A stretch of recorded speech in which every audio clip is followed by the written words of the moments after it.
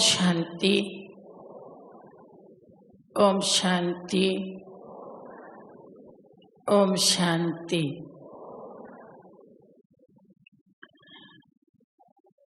हम सब योगेश्वर बाबा के योगेश्वर बच्चे हैं और इस दुनिया में योगी ही सर्वोच्च है। कहते हैं जैसे राजहठ को नहीं टाला जा सकता, बाल हठ को नहीं टाला जा सकता, ऐसे योगी भी अगर दृढ़ निश्चय कर ले तो उसको भी टाला नहीं जा सकता। योगी अर्थात असंभव को संभव करने वाला, मुश्किल को सरल बनाने वाला, समाधान करने वाला, हर समस्या का, और बंद दरवाजों में से भी रास्ता बना लेने वाला योगी ही दुनिया में सबसे अधिक बुद्धिमान है।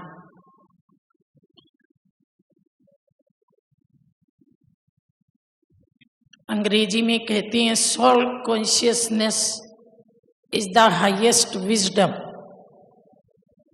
जो आत्म अभिमानी है वो सबसे अधिक बुद्धिमान है और योगी निरंतर आत्म अभिमानी है। जो आत्म अभिमानी है वो निरंतर योगी है।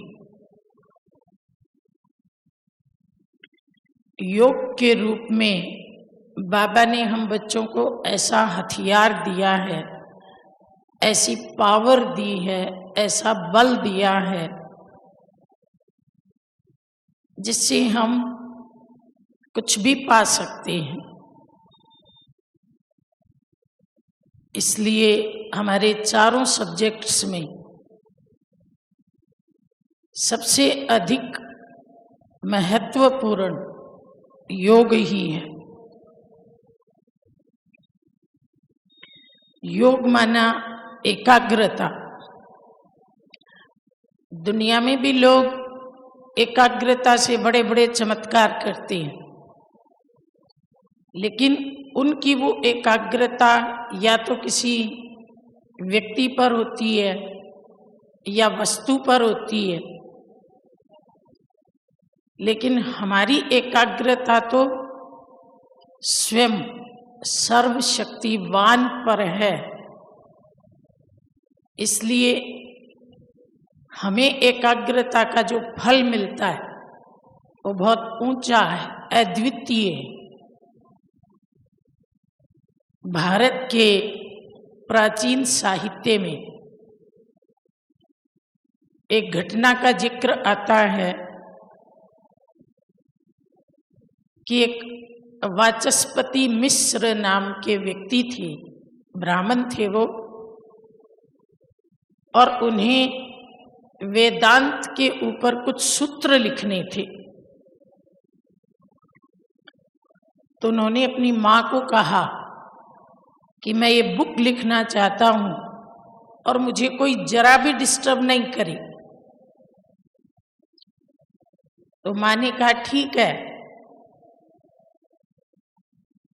माँ ने पड़ोस की गांव की एक कन्या के साथ उसकी सगाई कर दी।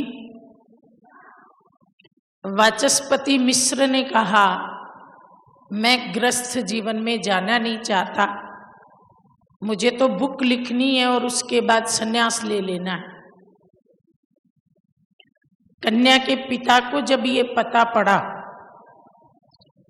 तो पिता ने कहा ऐसे व्यक्ति को मैं कन्या नहीं दूंगा जो सन्यासी बनना चाहता है, गृहस्थ जीवन व्यतीत नहीं करना चाहता। लेकिन जब कन्या को पता पड़ा तो उसने कहा कि मैं इसी से शादी करूंगी। उस जमाने में शादी हो जाती थी और लड़की लंबे समय तक पीहर में ही रहती थी। लेकिन धीरे धीरे जब वाचस्पति मिश्र की माँ बूढ़ी होने लगी तो उसको लगा कि मेरे बेटे की सेवा के लिए मुझे बहू को बुला लेना चाहिए। उसने उसको बुला लिया, सब काम समझा दिए कि मेरे बेटे के क्या क्या काम है। और वो जो वाचस्पति मिश्र थे वो दिन रात उन सूत्रों को लिखने में लगे रहते थे। थाली रख दी तो खा लिया और कोई थाली को उठा ले गया। दिए में तेल चुक गया तो माँ तेल डाल देती थी। उन्हें न दिन का एहसास न रात का एहसास, निरंतर लिखते थे वो। एक दिन माँ ने देह त्याग कर दिया। मिश्र जी को इसका भी मालूम नहीं। और माँ के देह त्याग के बाद उस कन्या ने, जिनको वो सिखा के गई थी सब कुछ, जो अभी वाचस्पति मिश्र की पत्नी थी, सारी जिम्मेवारियां उठा ली।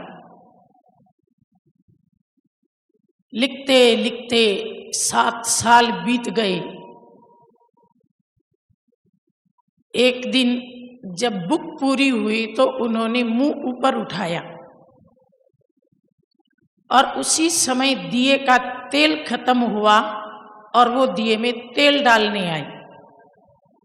तो मिश्र जी को बड़ा आश्चर्य लगा कि मेरे घर में ये महिला कौन है। तो पूछते हैं, देवी जी आप कौन है? वो कहती है, हे देव, मैं आपकी पत्नी हूं।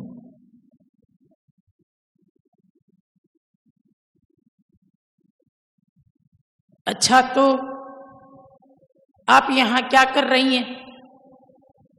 तो कहा, मैं आपको भोजन देती हूँ, दिए में तेल डालती हूँ। तो कहा, अच्छा अपने हाथ दिखाओ। हाथ दिखाए तो उन्होंने कहा, अरे ये तो वही हाथ हैं जो मुझे कभी कभी दिखाई देते हैं, थाली रखते हुए और उठाते हुए, बाकी कुछ नहीं दिखता। पूछा, तुम इस घर में कितने साल से हो? बोला 7 साल से। उन्हें बड़ा पश्चाताप हुआ कि 7 साल से मैंने इस महिला को घर में देखा ही नहीं। फिर पूछा, अच्छा तो भोजन के लिए अन्न धन कहाँ से आता है? उसने कहा, मैं दिन में जंगल से मूंज काट के ले आती हूँ, उसकी रस्सी बना लेती हूँ, उसे बेच देती हूँ और मेरे और आपके योग्य दाल चावल आ जाता है। तब वाचस्पति मिश्र को लगा कि माँ के जाने के बाद इस महिला ने जो त्याग किया है और जो गुप्त सेवा की है, मैं तो उसका ऋणी हो गया। और तब उन्होंने कहा कि आज मेरी पुस्तक पूरी हुई है, मैं इस पुस्तक का नाम आपके नाम पर रखूंगा। आपका नाम क्या है? तो उस बहन ने कहा, मेरा नाम भामती है। तो मिश्र जी ने उस पुस्तक का नाम रखा भामती। आज भी वेदांग सूत्रों की वो सर्वश्रेष्ठ पुस्तक है जिसका नाम है भामती। और बाद में उन्होंने संन्यास ले लिया और भामती ने कोई अवरोध खड़ा नहीं किया। उसने कहा, आप संन्यास ले लीजिए, जैसे मैंने अभी सेवा की ऐसे मैं सूक्ष्म रूप से शुभ भावनाओं से फिर भी सेवा करते रहूंगी। तो आज हम एकाग्रता की बात कर रहे हैं। किताब लिखने में उसकी कितनी एकाग्रता थी, उसे ये भी नहीं पता कि घर में कोई सदस्य भी है, घर में कोई व्यक्ति भी है। वो तो केवल एक किताब लिख रहा था और हमें तो अपना 84 जन्मों का भाग्य लिखना है। तो हमारी एकाग्रता कितनी होनी चाहिए? अगर ध्यान भंग होता है, दाएं बाएं इधर उधर जाता है, तो लक्ष्य की प्राप्ति नहीं होती है। और योग के द्वारा तो हम बहुत ऊंचे लक्ष्य तक पहुंचना चाहते हैं, हमारे विकर्म विनाश हो जाए, हमारे सारे पाप नष्ट हो जाए। जैसे आज बाबा ने कहा कि जब अपवित्रता रिंचक भी नहीं रहेगी तब आप वापस जा सकेंगे। तो ऐसी संपूर्ण पवित्रता की स्टेज कैसे आई, उसके लिए बहुत बहुत एकाग्रता चाहिए। और एकाग्रता का जो पहला कदम है वो है खुद की खुद पर एकाग्रता। आत्मा आत्मा पर ही एकाग्र होती है, आत्मा आत्मा को ही देखती है, आत्मा आत्मा को ही अप्रिशिएट करती है, आत्मा आत्मा का ही चिंतन करती है, आत्मा आत्मा को ही देख करके आनंदित होती है। एक होता है इंद्रियों का आनंद और एक होता है आत्मा का आनंद। जो इंद्रियों का आनंद है वो थोड़ी देर का है, देखने से आनंद मिला पर देखते देखते आंख थक गई, लाल हो गई। खाने का आनंद मिला, खाते खाते पेट भर गया, अब खाना बंद। लेकिन जब आत्मा इंद्रियों से हटकर खुद का आनंद लेने लगती है उसको हम कहते हैं योग का पहला कदम। आत्मा तो आनंद स्वरूप है, उसमें असीम आनंद भरा है, लेकिन आत्मा में स्थित होकर ही उस आनंद का अनुभव किया जा सकता है। आत्म स्थिति से हटते ही वो आनंद खत्म हो जाता है और जैसे ही आत्मा में स्थित होते हैं वो आनंद आना चालू हो जाता है, अनलिमिटेड ब्लिस।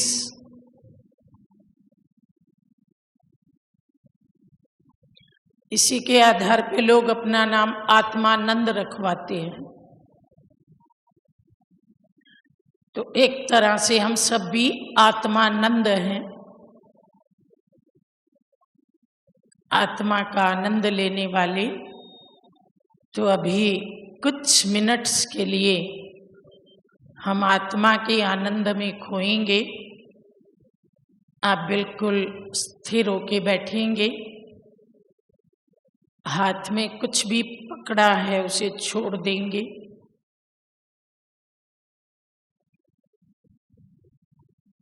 और ध्यान को बहुत गहरे भीतर की ओर लेके जाएंगे।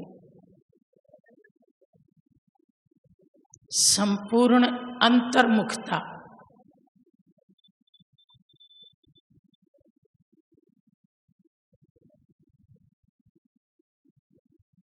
भृकुटी में विराजमान सत्य चित्त आनंद स्वरूप आत्मा को देखेंगे।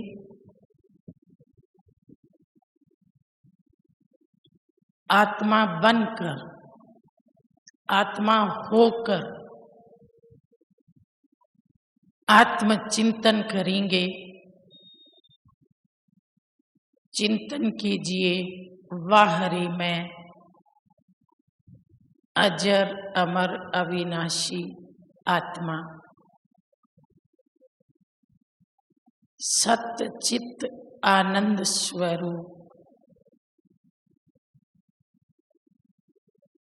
आनंद मेरा मूल गुण है, मैं निरंतर आनंदित हूँ।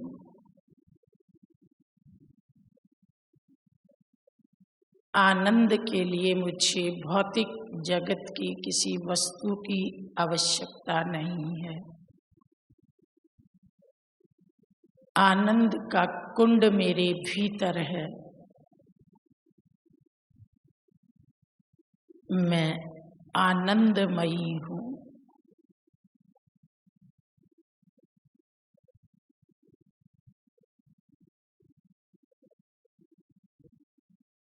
मुझ सत्य चित्त आनंद स्वरूप आत्मा से निरंतर आनंदमय किरणें चारों ओर प्रवाहित हो रही हैं।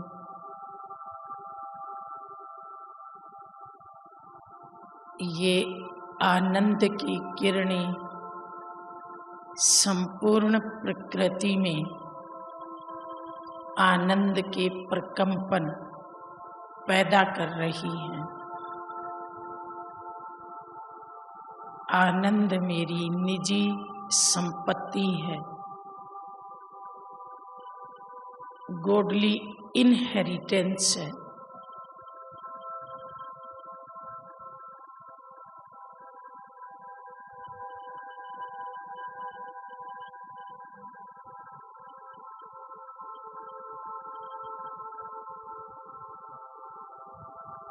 ये मुझ आत्मा का एक इंग्रेडिएंट है।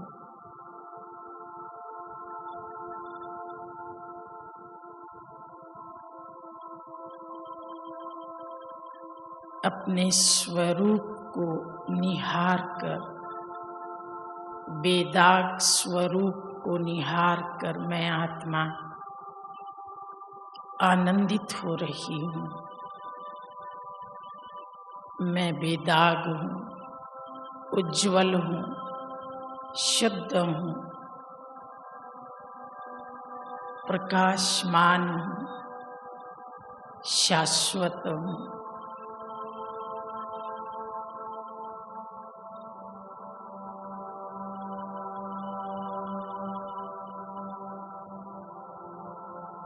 लाइट हूँ, माइट हूँ, अवध, अभेद्य, अशोष्य हूँ।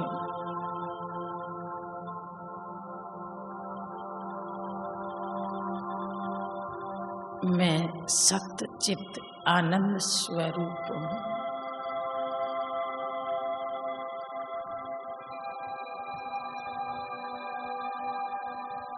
आनंद की ये किरणें शरीर रूपी आवरण की हर कोशिका तक जा रही हैं।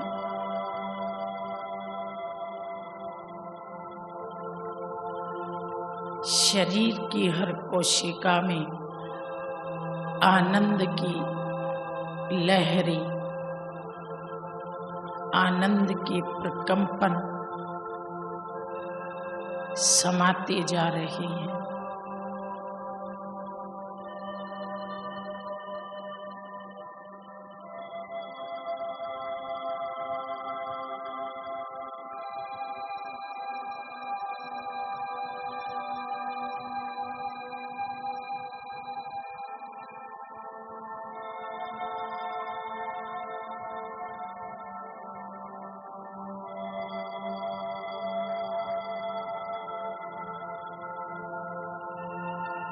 मेरे इस अलौकिक आनंद को कोई छीन नहीं सकता, इसमें कोई बाधा डाल नहीं सकता।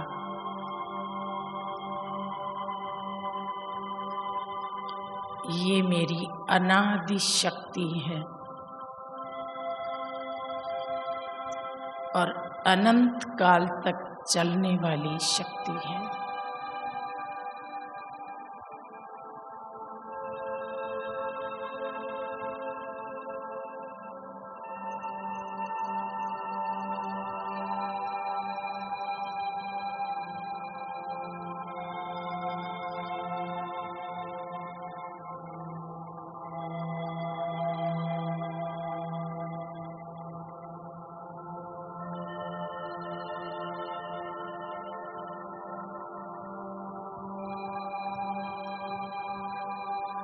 ये अतीन्द्रिय आनंद है।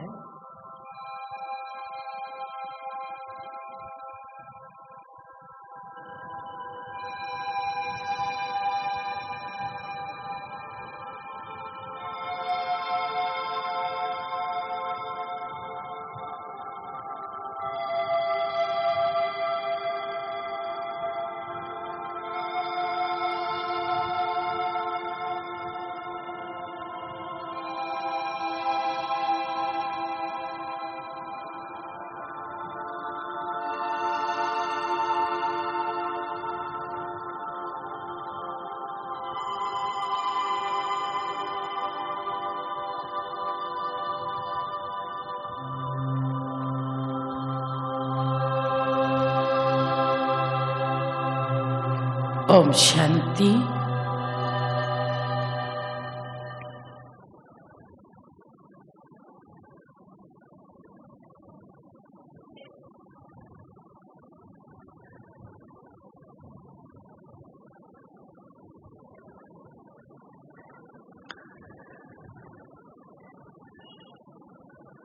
योग के इस प्रथम कदम में हम आत्मा पर एकाग्र हुए, आत्म अनुभूति की, आत्म दर्शन किया, आत्म चिंतन किया और योग के दूसरे कदम में ये आत्म अनुभूति नेचुरल हो जाती है। इसके लिए मेहनत नहीं करनी पड़ती, चिंतन नहीं करना पड़ता। एकाग्रता एक स्थायी अनुभव बन जाता है।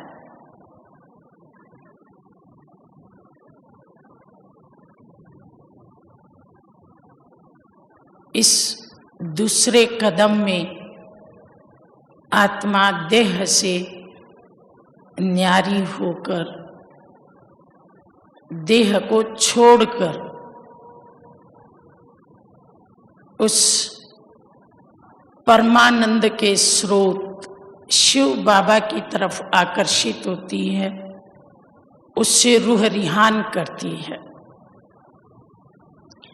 तो योग की जो दूसरी अवस्था है उसे हम कहते हैं रूह रिहान की अवस्था। रूह सुप्रीम रूह से बात करती है, अपना मनोगत उसको सुनाती है, अपने हर संकल्प का सत्यापन उससे करवाती है, अपने हर विचार को उसे समर्पित करती है। निरंतर उसके लिंक में रहकर मन में उठने वाले हर विचार का मानो उसको भोग लगाती है। इस स्थिति में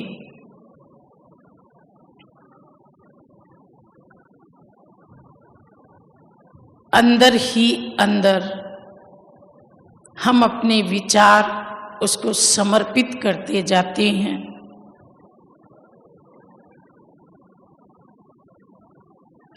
और विचारों को प्योरीफाई और हल्का बनाते जाते हैं। शिव बाबा कहते हैं, बच्चे अपनी हर बात मुझे बताओ, मैं हर बात सुनने के लिए तैयार हूं। मुझसे शेयर करो। ये मत सोचो कि ये बात बाबा को क्या बतानी। जैसे छोटा बच्चा कितना सरल चित्त होता है, अपनी छोटी छोटी बातें भी माता पिता को सुना करके हल्का रहता है, छिपाना नहीं जानता। तो ऐसे हम भी इतने सरल चित्त, इतने भोले बन जाएं कि चित्त की हर एक बात बाबा को दे दे। चित्त में उठने वाली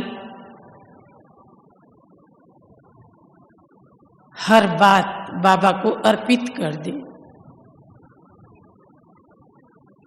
बातें ही व्यक्ति को भारी करती हैं और जब बातें अर्पित हो जाती हैं तो आत्मा लाइट हो जाती है और जो चीज जितनी हल्की होती है उतनी वो ऊपर उठती है। अगर हमें देह की दुनिया से ऊपर उठना है, जिसको बाबा कहते हैं उड़ती कला, नीचे की दुनिया में आओ ही नहीं, जैसे मैं इस दुनिया को साक्षी होके देखता हूँ, ऐसे तुम भी इसको साक्षी होके देखो। तो उसके लिए आत्मा का हल्का होना बहुत आवश्यक है, और ये हल्कापन आता है सर्वस्व समर्पण करने से।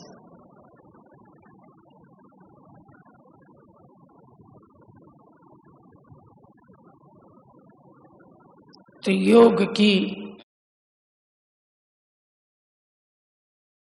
इस दूसरी अवस्था में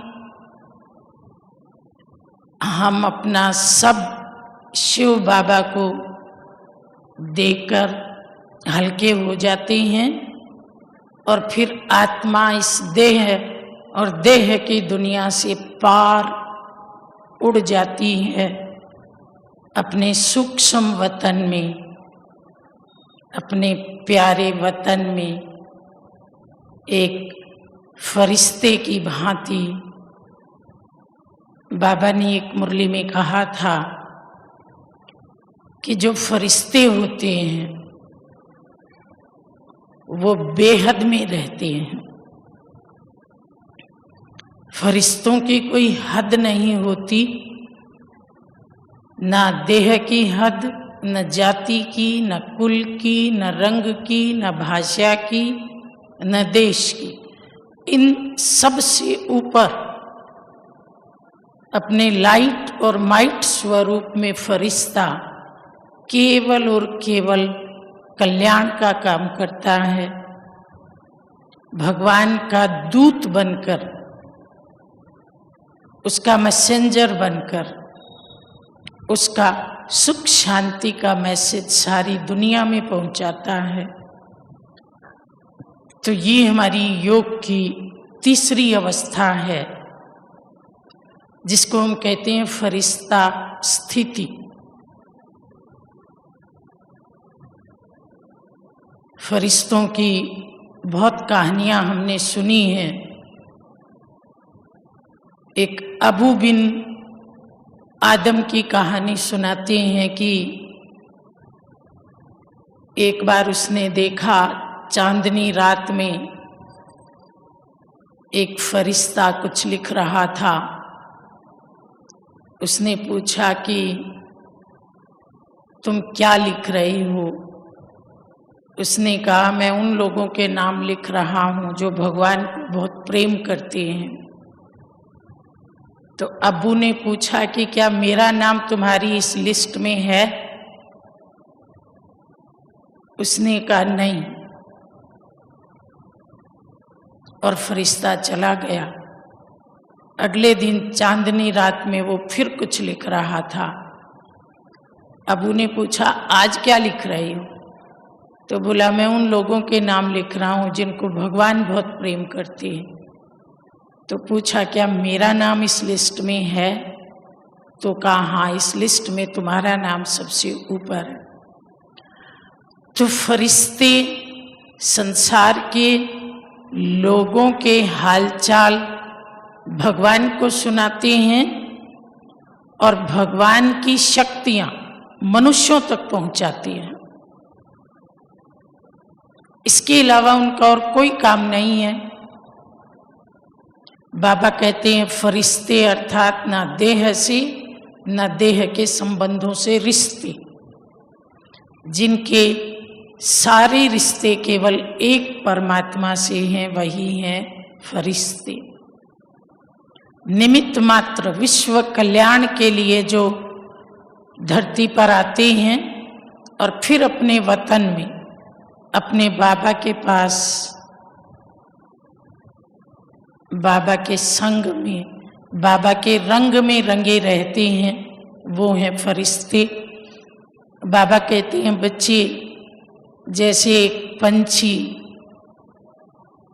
जमीन पर दाना चुगने आता है और फिर उड़ जाता है, ऐसे आप निमित्त मात्र कर्म की डाली पर आओ और फिर उड़ जाओ, क्योंकि अब इस लोक में वापस लौटना नहीं है।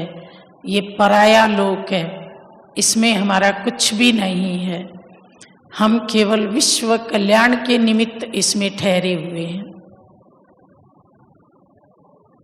तो संसार से प्रेम है इसका कल्याण करने के लिए, बाकी इससे हमारी रगें टूट चुकी हैं।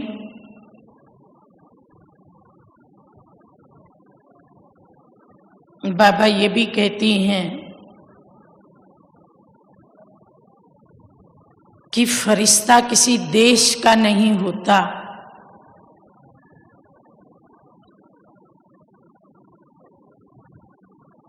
हिंदू फरिश्ता, मुस्लिम फरिश्ता, बोधी फरिश्ता, ये नाम नहीं होते।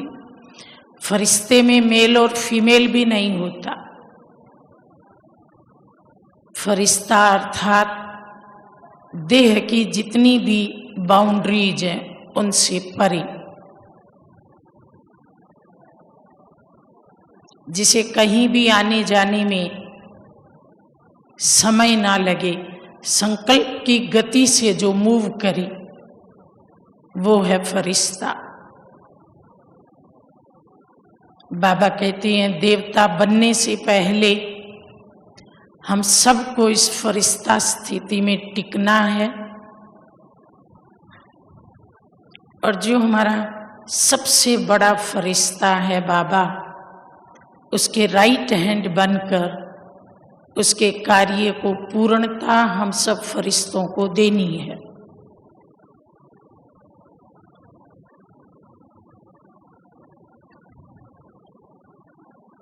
तो अभी कुछ मिनट्स के लिए हम लाइट का शरीर धारण कर एक यात्रा पर चलेंगे।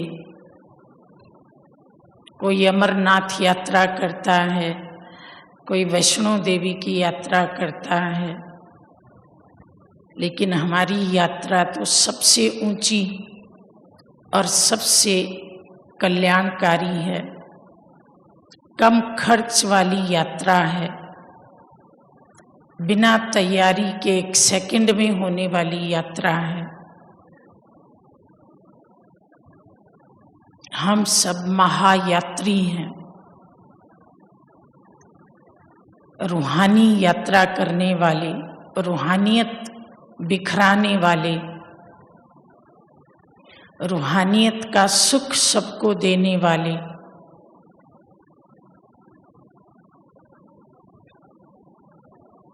तो महसूस कीजिए कि मैं इस स्थूल आवरण से लाइट के आवरण में आ गया हूं।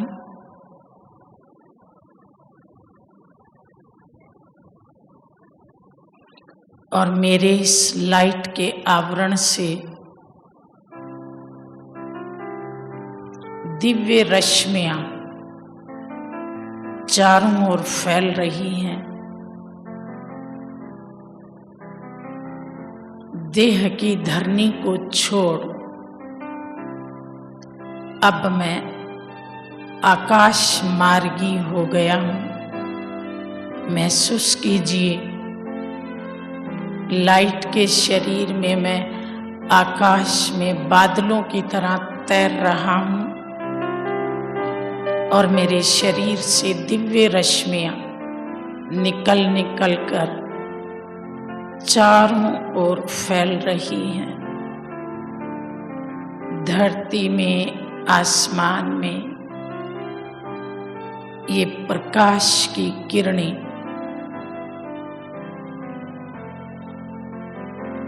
फैल फैल कर सबको सुकून पहुंचा रही हैं। इन किरणों में शांति है, सुख है, प्रेम है, पवित्रता है। मैं शांति का फरिश्ता हूँ, पवित्रता का फरिश्ता हूँ।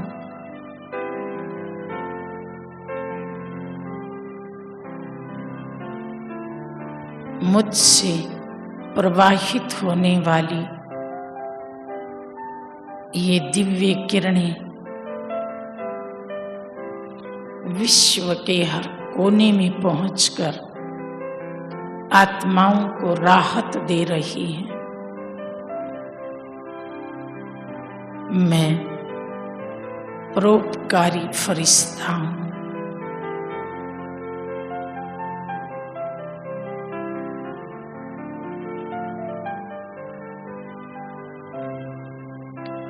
खुदाई खिदमतगार फरिश्ता हूं। निस्वार्थ सेवाधारी फरिश्ता हूं।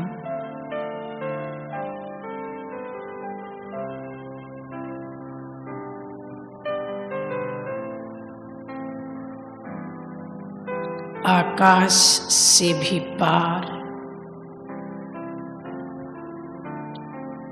अब मैं पहुंच गया हूं अपने वतन में, फरिश्तों के वतन में, जहां फरिश्तों का बादशाह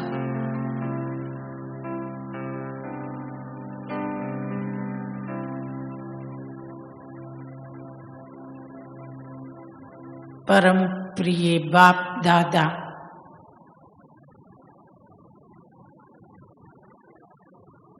लाइट के कार में मेरा स्वागत कर रहे हैं।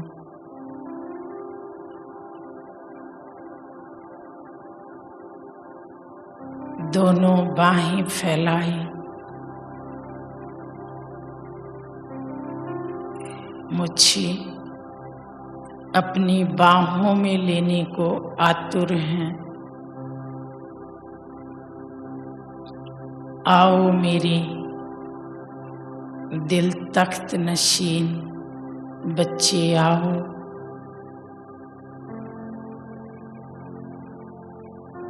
मेरे वतन की शोभा बढ़ाओ।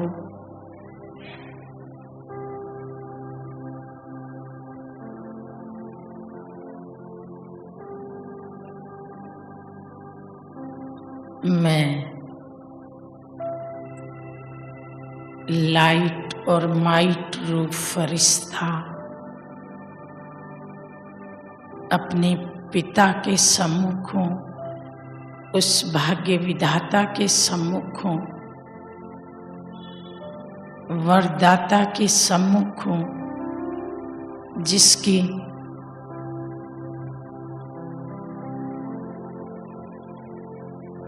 प्रकाशमान किरणें मुझे दिव्यता से सींच रही हैं। मुझे सर्व संबंधों के प्रेम से भरपूर कर रही हैं। मुझ में लाइट और माइट भर रही हैं। मैं उन वरदानी मस्तक से प्रवाहित होने वाली किरणों में मानो समाता जा रहा हूं।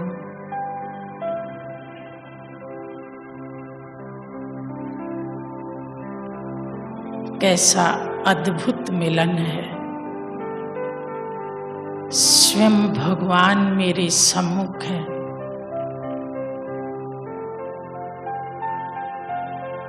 और मैं उनका लाडला फरिश्ता, उनके संग में, समीपता में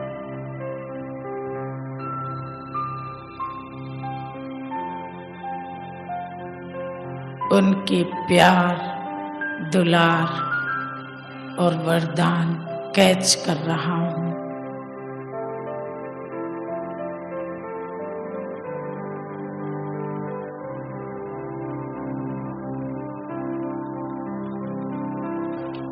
अलौकिक प्रेम की ये रश्मियां मुझे सींच रही हैं। मेरे भाग्य के भंडारे को भरपूर कर रही हैं।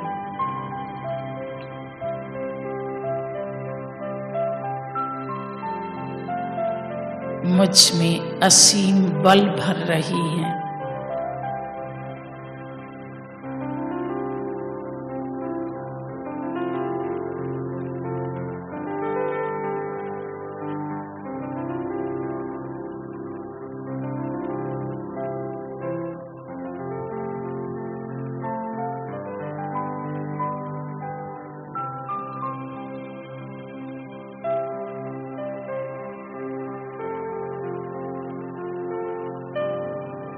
प्यारे बाप दादा से ये समीपता का अतीन्द्रिय सुख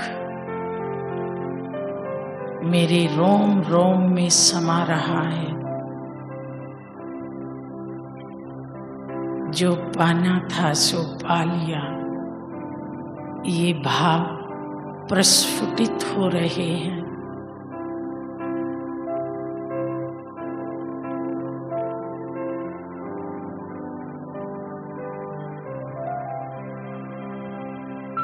मैं बाप और दादा की सर्व शक्तियों का उत्तराधिकारी हूँ।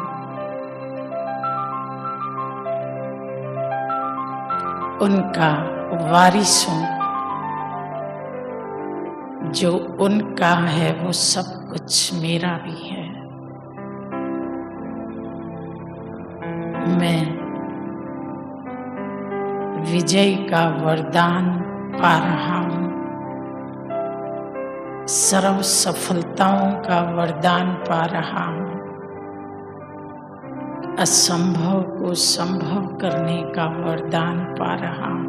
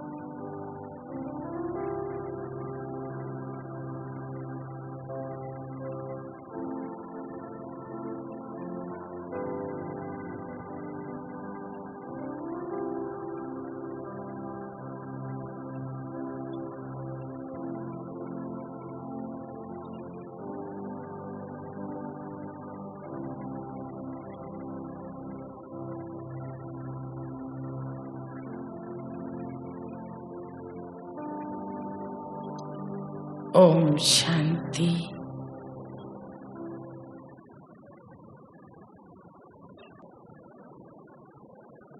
योग की इस तीसरी स्टेज के बाद अब हम चलेंगे इससे भी ऊपर सर्वोच्च स्थिति, बीज रूप स्थिति में, और हम लाइट के कार्य को लाइट के वतन में छोड़कर बीज रूप धारण कर चलेंगे मूल वतन में, जो हमारा अनादि धाम है। अनादि रूप को धारण कर उस अनादि पिता से मिलेंगे।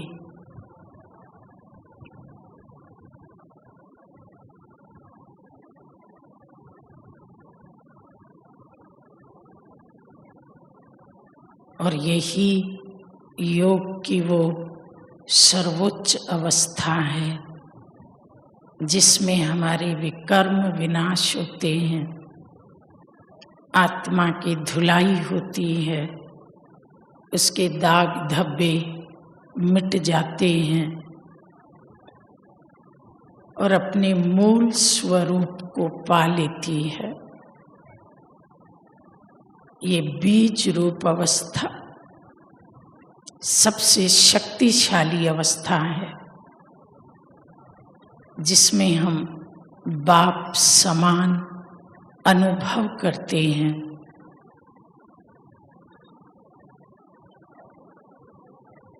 हम अपने उस घर में जहाँ से हम आए थे अपनी मूल अवस्था में टिककर अपनी संपूर्ण शक्तियों को विश्व की ओर प्रवाहित करते हैं और हमारी वो शक्तियाँ इस विश्व का परिवर्तन करती हैं। तो अपनी फरिश्ता स्थिति में तो आप टिके हुए हैं ही। अब इस फरिश्ते के कार्य को भी छोड़ दीजिए और बन जाइए बीज। आ जाइए अपने बिंदु रूप में, अनादि रूप में, जिस रूप में हम धरती पर उतरे थे सृष्टि के आदि काल में। महसूस कीजिए मैं ज्योति, परम ज्योति में समाने जा रही हूँ। मैं प्रकाश, उस परम प्रकाश के सानिध्य में जा रही हूँ। भीतर के नेत्र से देखिए लाल सुनहरी प्रकाश के अखंड पवित्रता के लोक को, जहाँ चारों ओर डेड साइलेंस है, अखंड शांति है, ईश्वरीय शक्तियाँ बिखरी पड़ी हैं और मैं बीज रूप आत्मा उस सुप्रीम बीज के अति समीप पहुँच गई हूँ।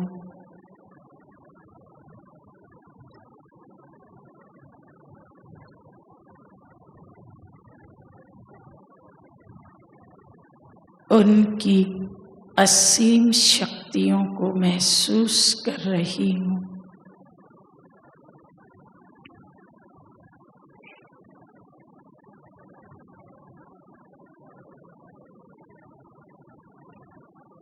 उनकी किरणों रूपी बाहों में समा गई हूँ। अपने को उनके साथ कंबाइंड महसूस कर रही हूँ। बिंदु बन सिंधु में समा गई हूँ। दो शक्तिशाली सितारों का ये मिलन है। सर्वशक्तिवान के साथ मास्टर सर्वशक्तिवान का ये मिलन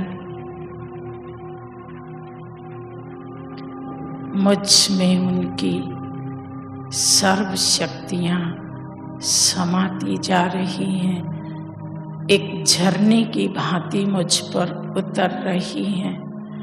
मैं अपने 5000 साल से बिछड़े पिता को पाकर अतीन्द्रिय आनंद का अनुभव कर रही हूँ। उनकी किरणों रूपी गोद में समाकर उनके असीम प्यार और दुलार में डूब गई हूँ। जैसे स्पंज पानी से भर जाता है, मैं आत्मा भी ईश्वरीय शक्तियों से संपन्न हो रही हूँ। मेरा खालीपन मिट रहा है, तृप्ति आती जा रही है।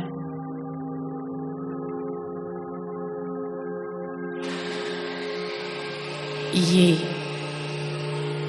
ईश्वर मिलन की, प्रभु मिलन की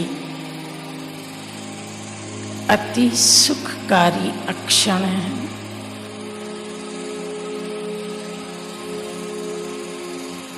ये समीपता ही समानता लाएगी।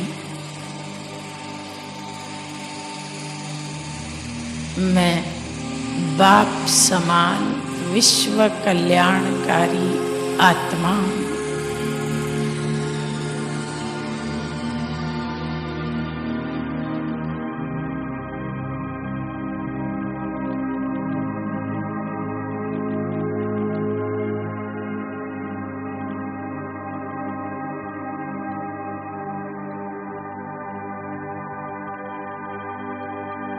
सुप्रीम फादर से मेरा ये मिलन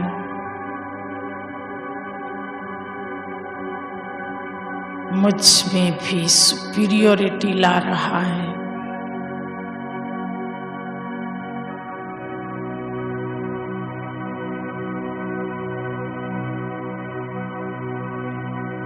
मेरी उज्ज्वलता बढ़ रही है।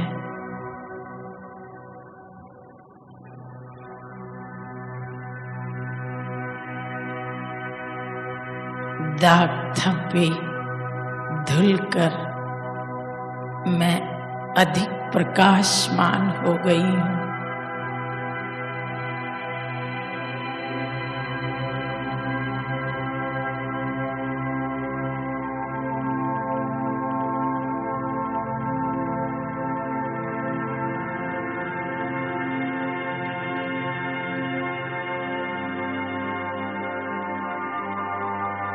मुझ बीज में सुप्रीम बीज की शक्तियां समाती जा रही हैं।